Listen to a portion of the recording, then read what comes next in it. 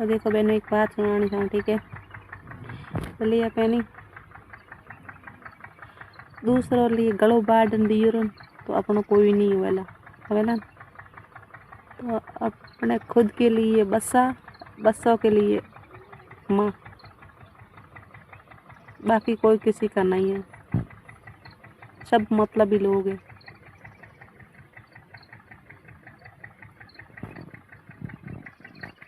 जिंदगी ठीक है, बस और हम जोन जियो, बस माँ नहीं देखे तो कितना तड़फड़े, वो तड़फड़े कि आज मैं हमारी माँ कौन करी।